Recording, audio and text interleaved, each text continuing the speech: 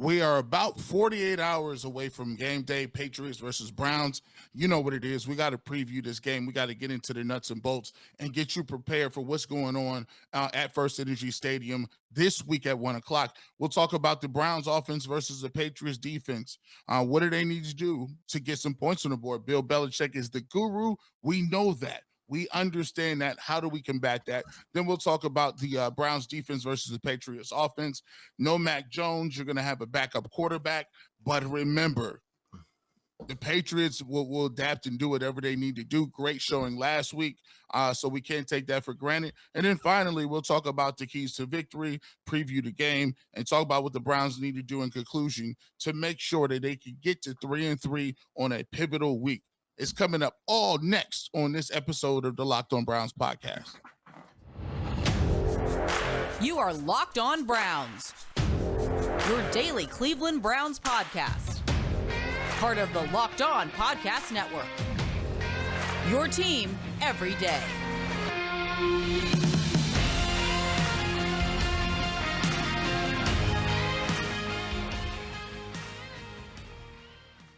Welcome back, my friends, to the show that never ends, your daily delivery of all things Dog Pound, LGB on the LOB, the Locked On Browns podcast, brought to you by the Locked On Podcast Network, your team every day. Your hosts, Jeff Lloyd, at Jeff_LJ_Lloyd, your host, Mr. Garrett Bush, at GBush91, part of the Ultimate Cleveland Sports Show, 92.3 The Fan, the Barbershop, Saturday mornings, pregame, postgame, Buckeyes, Browns, of course, Guardians as well.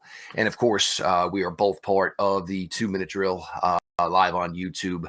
Browns go to the 2-minute warning of the fourth quarter. You can find myself, you can find Garrett, you can find Mikey McNuggets and Adam the Bull, all to break down your Browns coverage. And it really hasn't been a post-game show yet, as much as it's truly been capturing the final 2 minutes of any Cleveland Browns game. Today's episode brought to you by the good folks over at LinkedIn. LinkedIn Jobs helps you find the candidates you want to talk to faster. Post your job for free at linkedin.com/LockedOnNFL. Week 6, Browns Patriots, Sunday, 1 o'clock, First Energy Stadium. We've done some talk here this week emphasizing, probably the importance of this game just from a morale standpoint for the Cleveland Browns. This game last year, the Browns did not lose this game. They got humiliated. They got beat up. There's just no way around it. It was probably the worst showing of this Cleveland Browns team last year, and started to show, not show necessarily, but bring a lot of the stuff that was, festering under the surface to the surface, issues on defense, issues on offense, and the fact that maybe defense wasn't so appreciated by the lack of production on the offensive side of the ball here. Different story here this year. A lot of new faces, changes for the Browns. For Cleveland, this is a game where you're going to have Nick Chubb, you're going to have Kareem Hunt. You didn't have these players available for this game last year, so who knows how much of a difference that would have made. But you get into it. You're sitting here 2-3. You lose this game, you could be 1-3 at home. Really difficult spot for the Cleveland Browns to be in this early in the young season with the bigger games coming, the Ravens, the Bengals, et cetera, et cetera. For me, you get into it from the Cleveland offensive standpoint versus the Patriots D. Bill Belichick, it's just a master. I mean, he's a wizard. There's not enough superlatives you can give this man for what he's done in his time in the NFL. His mind, his ability to take what you do best, take it away from you. You're going to look at this year. How are they going to handle Amari Cooper? This has been a huge factor in the Browns' passing game. If they can get Amari Cooper involved, it seems the passing game as a whole seems to usually have a really productive day. Bill Belichick took time to put superlatives on David Njoku this week. And David, again, he's been a key cog in the success of this offense. The running game, you get Nick Chubb in here, Kareem Hunt, in a game that you did not have them last year. Patriots, their defense is good. Biggest thing that personally for me scares me about this Patriots defense is pass rusher Matthew Judon. And it's not like the Browns aren't familiar with him. Judon spent plenty of time in the AFC North playing with the Ravens. He's not a guy that's going to wow you maybe so much with athleticism.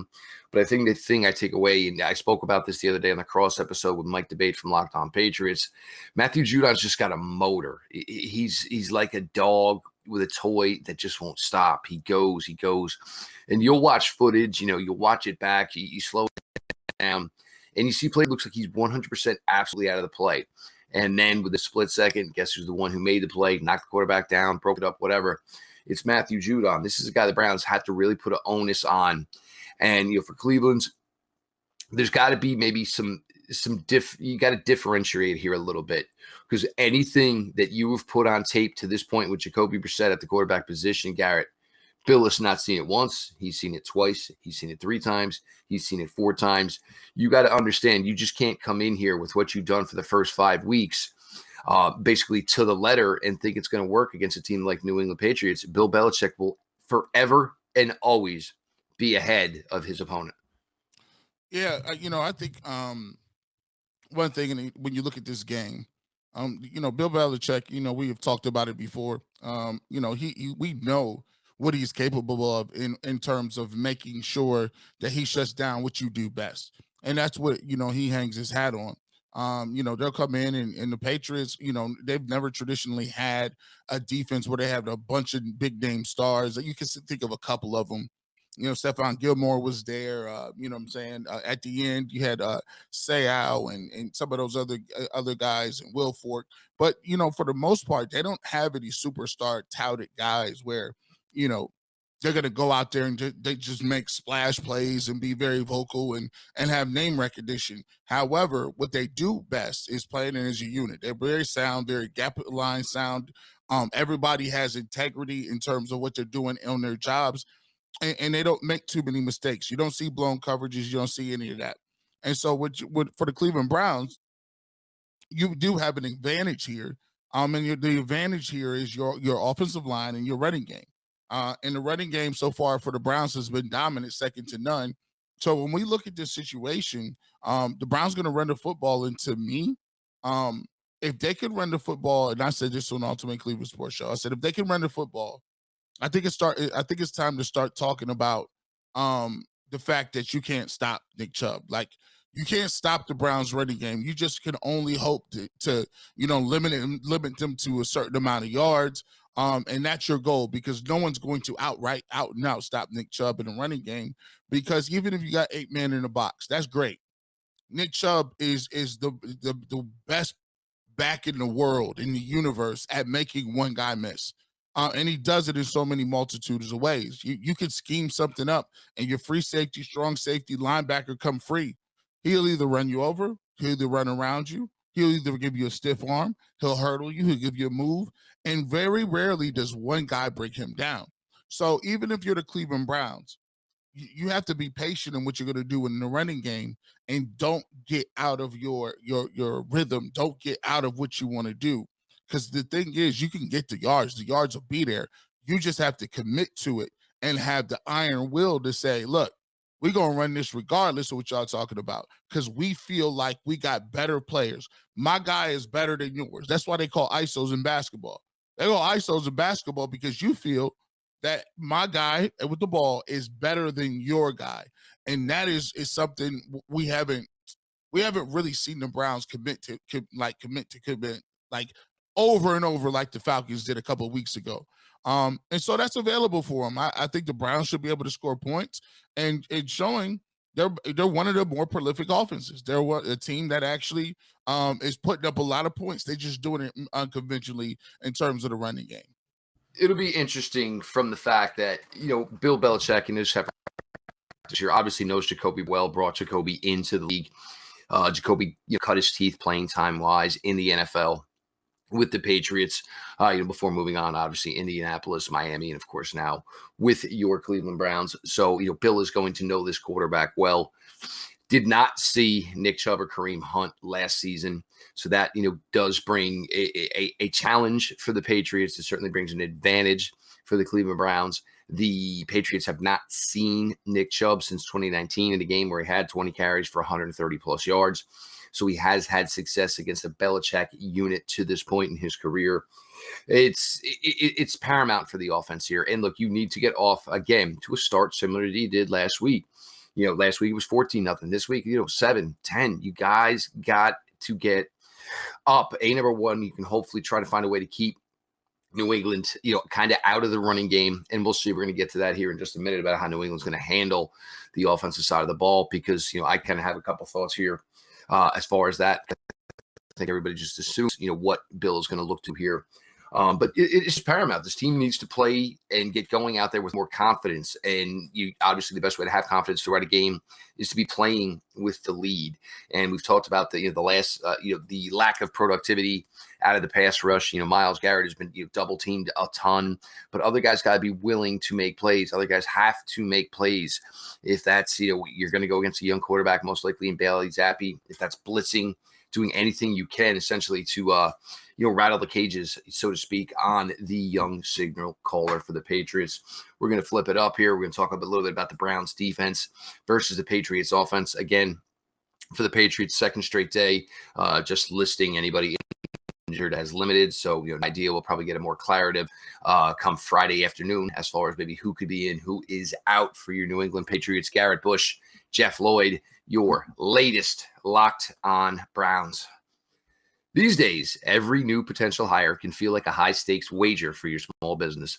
You want to be 100% certain that you have access to the best qualified candidates available. That's why you have to check out LinkedIn Jobs. LinkedIn Jobs helps find the right people for your team faster and for free. With LinkedIn, you add your job and the purple hiring frame to your LinkedIn profile to spread the word that you are hiring. Simple tools like screening questions make it easy to focus on candidates with just the right skills and experience, so you can quickly prioritize who you would like to interview and potentially hire. LinkedIn Jobs helps you find the qualified candidates you want to talk to faster. Post your job for free at linkedin.com/LockedOnNFL.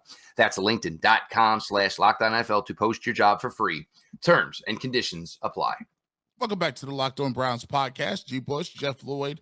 Make sure you follow us at GBush91, at Jeff_LJ_Lloyd. And also subscribe to the YouTube channel. Right now, we're approaching, I believe, we're getting to about almost 4,000 right now. We're almost to 4,000 right now. And we've seen a nice little uptick in terms of our, podcast downloads as well. Continue to support both of those. Make sure you hit the notification bell so you know when we go live and get any of our content on different, shows like the 2-minute warning. And also make sure that you continue to make us your first listen of the day. We're talking a little bit about the Patriots versus the Browns. In my opinion, this is a must-win for the Cleveland Browns. Right now, if you look at the standings, you look around, if you drop to 2-4, that puts you in a very dangerous area where all of a sudden you become irrelevant in terms of wins and losses, and especially in the competitive AFC. This game defensively, we talked about the offense, and the crazy thing is, coming into the season, we wouldn't have thought it was offense. We would have thought it was the vice versa. This was we were talking about the defense being the elite, and the defense has been anything but elite. They go out and get Deion Jones, from Atlanta. He's a guy that can is rangy, can move. We had DeQuell Jackson on the other day. He talked about his skill set, being able to cover, former Pro Bowler. That goes to show you that the Browns and Andrew Berry were not satisfied with what they were seeing with the product on the field. Take a look at those defensive tackles. Is another place where they potentially needed an upgrade at, but they took care of the necessity and one of the glaring issues, and they've already, according to Kevin Stefanski, he's already given them the green dot. He's the guy who's going to call the plays. He's the guy who's going to get guys lined up. We'll see how that works, because that's a lot to learn in a couple of days here, right? You're lining people up. So one thing that I'm looking forward to is, if he's in the game and he's already going to call the plays, that means Joe Woods is going to have to simplify, right? He's not going to be able to give him all of the plays and all of the adjustments. So that means you're going to have an abbreviated, call sheet. You're going to have a different, not too many different things you're going to do. You're just going to get in base, hopefully play fast, and get one read and react to the football. So I'm interested to see what packages they have, and I'm interested to see if having a backup quarterback and Zappi will get them to bring some pressure. If there's any time in the world that you want to bring pressure, it's against a rookie quarterback. And this is a game that's going to be glaring, and I'm gonna call it out like this: if he doesn't blitz a rookie quarterback, I don't know if he has I don't know if he has the wherewithal to be a successful defensive coach, because even if you got a game plan and you're playing against a rookie, the first thing you want to do is make sure that rookie is uncomfortable. You want to make sure he sees ghosts. You want to make sure he's looking around trying to figure out what's going on. And that's how you get turnovers. That's how you get pressure. That's how you get sacks. But if he's going to sit back there and play cover 3 and cover 4 and hope somebody's going to make a mistake, that's going to end badly for the defense. I do agree with you. And the other thing is, if you're bringing in somebody with Deion Jones, who, it's hard to say to what degree Deion Jones will be entrenched in knowing the defense, knowing the playbook. So in a situation like that, it's really easy to tell somebody, well, just blitz. You know what your assignment is then. But I think everybody thinks the propensity here is that New England's just going to come in and try to shove the ball down the Browns' throat like Atlanta did, like the Chargers did. But I'm looking at this maybe from a little bit of a different angle, Garrett, with a new signal caller in here on defense in Deion Jones, and the fact that the Browns have had issues as far as what is coming in from the sidelines to the caller being played out by the defense in the secondary. Even with, and Bill doesn't care if Bill's going to put you out there, is going to be Bailey Zappi. Bill's going to put you out there and expect you to play like a 5-year veteran. This is Bill Belichick. He views that this is the NFL. If I'm putting you out there, you're supposed to get the job done. So I do wonder if there's going to be more attempts of throwing the ball around the yard from Bill Belichick, understanding that there is a change now. The Browns will now be on their third signal caller on the defense in Game 6. Will a new guy who does not have the knowledge of this defense to this point, Garrett, will he get all the calls right? Will he get everything set up right? Will he get it set up in a timely fashion so the secondary is going to have the ability to adjust to motion, to a guy leaving the backfield and all of a sudden lining up in the slot? So I wouldn't be surprised if they are going to take an attempt to pick on this Browns secondary a little bit. Knowing, everybody talks about what the issue currently is, not that the fact that there were issues a couple of weeks ago. And Bill Belichick doesn't look at everything like everybody else. So I do think there's a possibility here. They're going to look to throw the pill around here a little bit with a new signal caller and see if maybe the Browns are kind of back to a little bit of a dysfunctional unit as far as communicating with each other. Certainly for me, something to look out for. As for running the ball, Ramondre Stevenson, here's the thing. The Browns, their linebackers, besides Sione Takitaki, they're not big guys. We're talking, 5'11", 6 foot, 6'1", 220, 225. Ramondre Stevenson probably weighs 240. This guy packs a load. Yep. And we've talked there's been a lot of emphasis on tackling and the fact that the Browns have not been doing that so well. Austin Eckler, smaller guy, quick, everything, a little bit tougher to tackle. Ramondre Stevenson, it's kind of a will thing. You can hit him as hard as you want, but you're going to take a significant blow. He's just a big guy. So for me, this is something really, Stevenson, and I think the fact that Belichick isn't just going to say, we're going to run all over these guys, because I think Bill is going to want to see how this defense, with a major change in the middle, major change in the signal caller, again, third signal caller in 6 games. I think this is something where Bill's going to say, you want to know what? Let's see if this secondary truly is making its way back, because here they are with a change again. Let's see if those old communication issues are still here. Yep, that's the thing. And that's what good coaches do. If they see something on tape and you've been struggling with it, the first thing they're going to do is have something in the first few series that want to show whether or not you've cleaned this up or whether or not this is still a lingering issue. And once they attack it in the beginning, now they know what the blueprint is moving forward, or how to really attack your offense. So, to me, they're going to have to they're going to have to really be conscious of what your tendencies are, and what breaking your tendencies can do. So, this is a game, it's almost a little bit of a chess match. But, sometimes, like we said, and we continue to say, the Browns have more talent than the Patriots. They just do. The point is, what are you going to do to show it? Are you going to come out here and play to your best of your ability? Because I will say this, and I don't know if you where you land on it, but the Browns, I haven't seen one player in the Browns defense play up to their capabilities. I have not seen guys come play the way I've seen them play football on film before. So that's a thing that we got to really, if we could get a couple of guys, Denzel Ward, or our best players are the ones that have to get you this win. Your best players have to say, guys, we got to get this one, man. And you got to feel that sense of urgency. From the Denzel Wards of the world, the Garretts of the world, the Clownies of the world. We need that type of energy if the Cleveland Browns are going to, get to 500 here in a game where I'm pegging as this is it. To me, this is their season. And people can say hyperbole, but you can't go 2-4. This has to be 3-3 when we come back here on Monday on the Locked On Browns podcast. It got to. I couldn't agree with you more. This is crucial. And it looks like the opportunity, and again, the opportunity where there is a game there for you to be had. Browns need to go out and get it done. You're going to get some final thoughts from us. Score predictions, Jeff Lloyd, Garrett Bush, your latest Locked On Browns. BetOnline.net is your number one source for football betting info this season. Find all the latest player developments, team matchups, news, podcasts, and in-depth articles and analysis on every game you can find. And as always, BetOnline remains your continued source for all your sport wagering information with live betting and up-to-the-minute scores for every sport out there. The fastest and easiest way to check in on all your favorite games and events, including MLB, MMA, boxing, and golf. Head to betonline.net or use your mobile device to learn more. BetOnline, where the game starts. We are back. Last segment on the Locked On Browns podcast. Make sure you guys go ahead and continue to follow us on Twitter as well. Locked On Browns on Twitter. Make sure you go ahead and do that.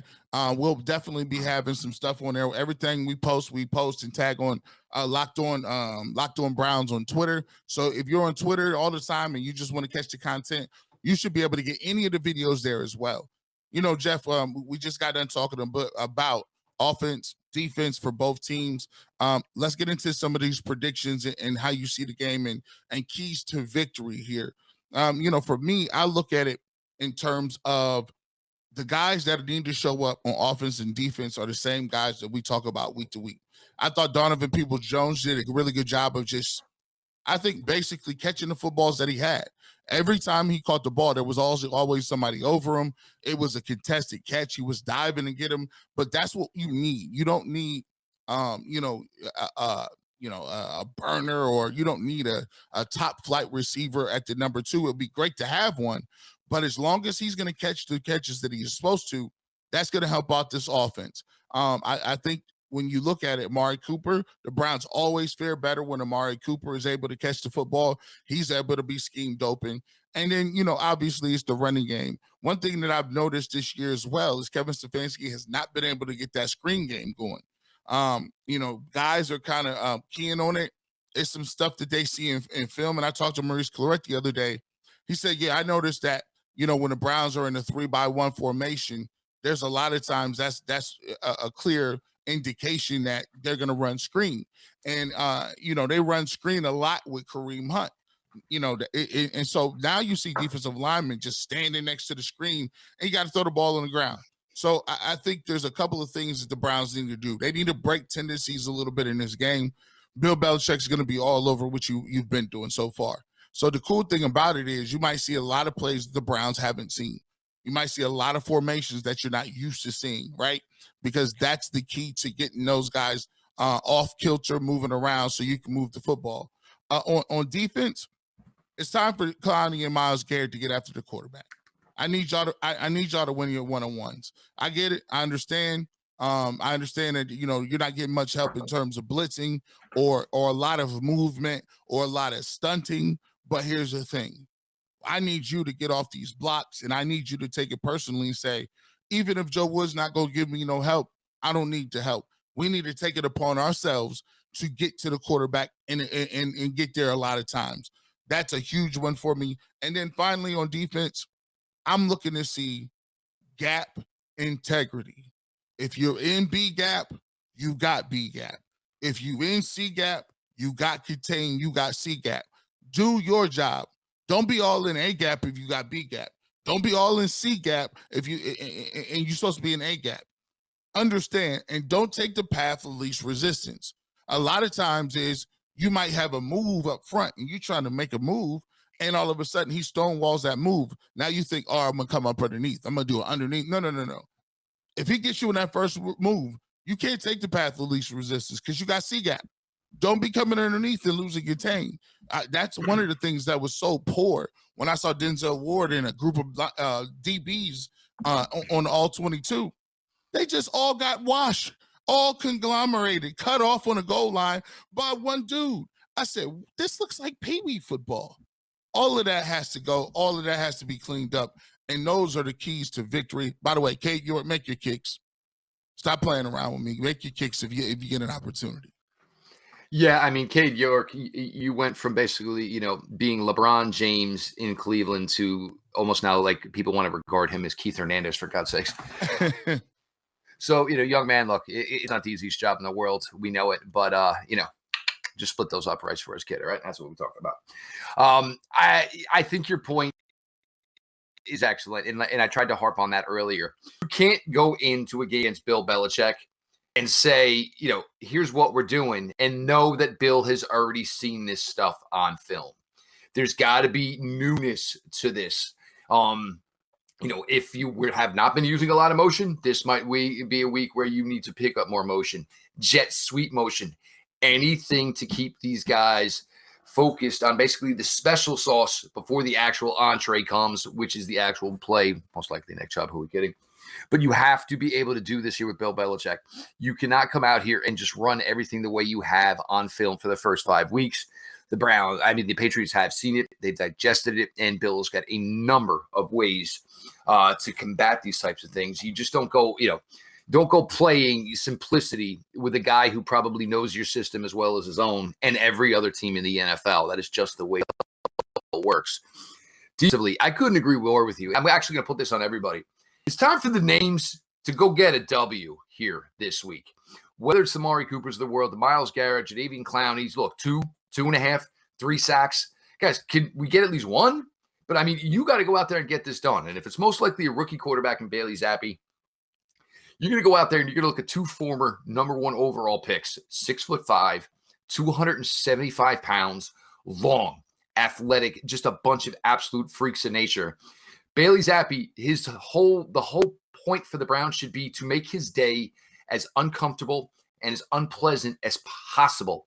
He thinks he's an NFL athlete. Yeah, guess what? Wait till you go out there and you're against guys who are 6'5", 275 pounds and are twice the athlete that you are. You're going to get a taste of what the NFL truly is all about this week.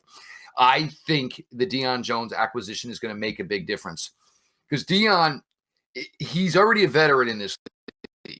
And it was a little more difficult for Jacob Phillips to call some guys out, when he wasn't necessarily getting his job done and his play wasn't necessarily where it needed to be.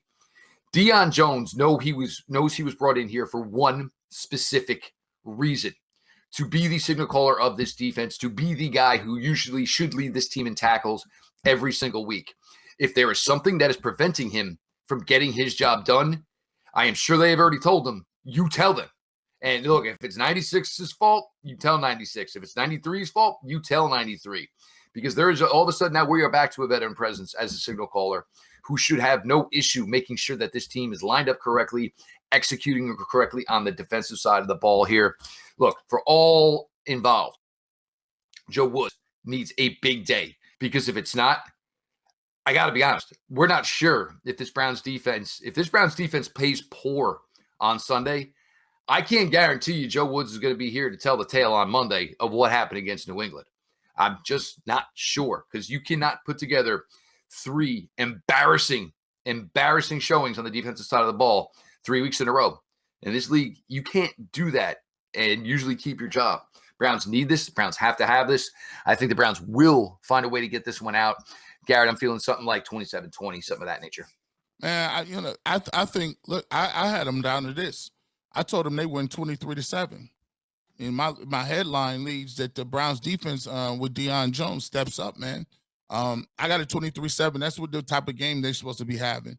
Because, I get that there's no receivers of name. There's, they got some running backs. They got a couple guys, few tight ends, and a rookie quarterback. If you don't get it done today, I don't understand.